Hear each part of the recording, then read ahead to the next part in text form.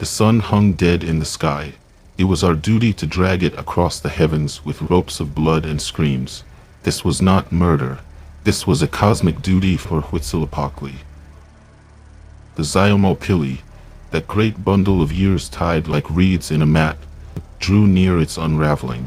52 cycles had woven their path through the heavens, each one a fragile thread holding the world from the abyss. I felt the fear in my bones, a chill wind from the underworld whispering through the cracks in the earth, as if Mictlan itself reached up to swallow the light. The previous suns had fallen, devoured by jaguars, shattered by wind, drowned in floods, consumed by fire, and now our fifth sun trembled on the edge, its flame flickering like a torch in a storm. Without our offerings, the stars would crash down like falling maize kernels. The earth would split open like a ripe fruit, and darkness would blanket all, a smothering cloak of eternal night. My hands, still soft from the Kalmakak where I learned the sacred chants, trembled as I ascended the templo, its twin shrines rising like the backs of coiled serpents. There, atop the platform where the gods feasted, we prepared the Huitzilopochtli, the obsidian blade sharp as the thorn of the maguey plant. Its edge gleamed black as the night sky, honed on stones from the mountains, polished with the breath of priests until it could split a hair or a soul. I watched as the elder priests anointed it with copal smoke, the resin bubbling in braziers, its white plumes curling like the feathers of Quetzalcoatl's tail, invoking the strength to pierce the veil between life and the divine. From the fields of the Zócalo, the flower war where warriors danced like blooming petals in battle, a captive had been chosen, his spirit bright as a quetzal feather, his body marked for the gods. He was no enemy slain in rage, but a flower plucked for the altar, his capture a sacred bloom in the garden of conflict. We led him to the temple's base, where the waters of offering flowed like the rivers of life from the mountains. His skin was washed with herbs and maize water, purified as the dawn cleanses the sky, each drop tracing paths like serpents down his limbs, preparing his flesh as a vessel for the divine essence. The crowd gathered below, a sea of faces painted in red and black, their voices rising like the thunder of Tlaloc's rain, merging into the roar of Huitzilopochtli himself, demanding the nourishment that sustains the cosmos.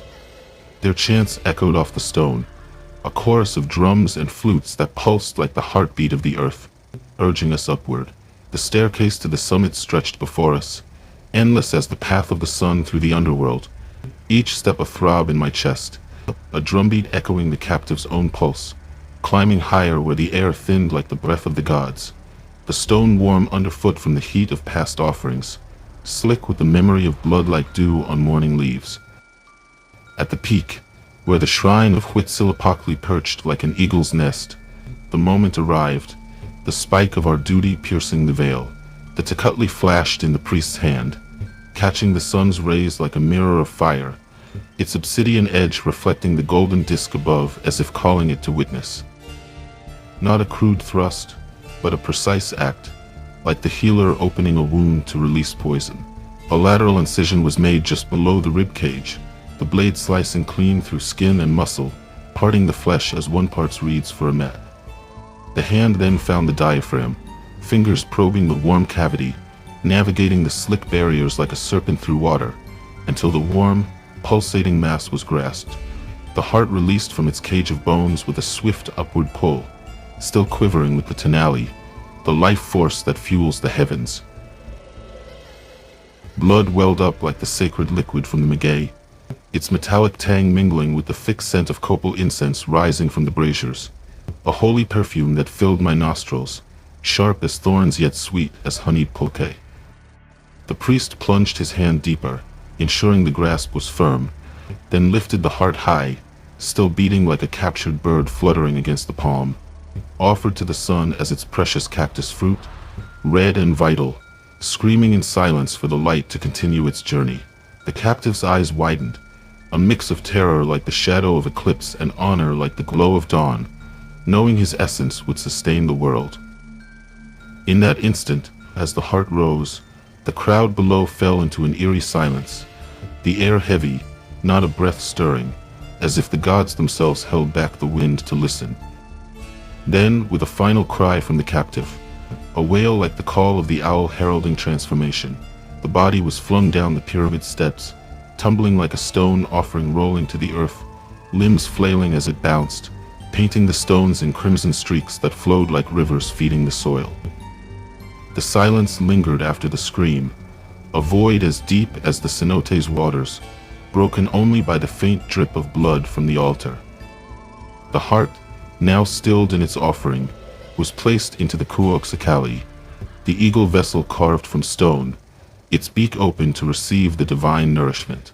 It hit the bottom with a soft thump, like a ripe fruit falling into a basket, the sound echoing in my ears as a promise fulfilled.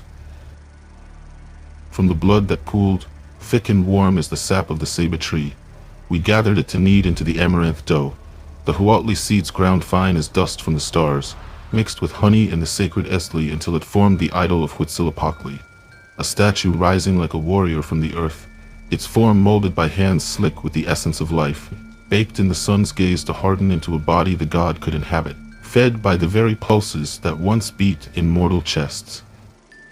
The victim's skin was then ritually flayed, peeled away like the husk from maize, each cut precise to honor the transformation into DarkTruth's garment, the flayed lord who renews the world with his shedding. A priest donned it, the fresh hide clinging like a second skin, warm at first with the remnants of life, but as the 20 days passed, the smell shifted, a merging of death and sanctity, the initial coppery sharpness giving way after 10 days to a decaying sweetness, like overripe fruit fermenting under the sun, mingled with the sacred smoke of copal that clung to the robe, a reminder that from decay springs new growth, like shoots from the tilled field.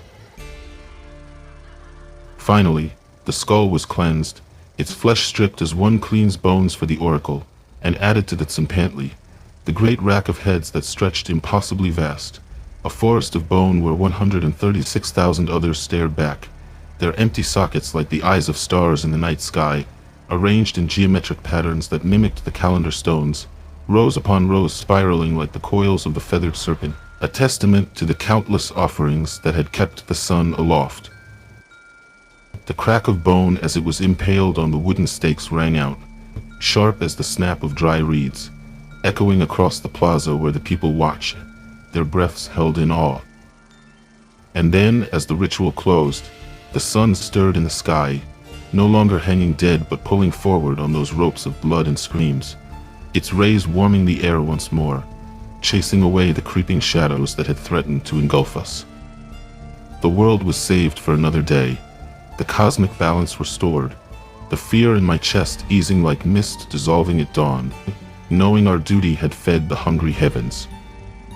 We did not love death, we loved life so fiercely, we fed the sun with the only thing it understood, the human heart, still beating, screaming, moored. If you enjoyed delving into the shadows of the past with me today, don't forget to hit that subscribe button to uncover more chilling tales from history's darkest corners. Like this video if it sent shivers down your spine.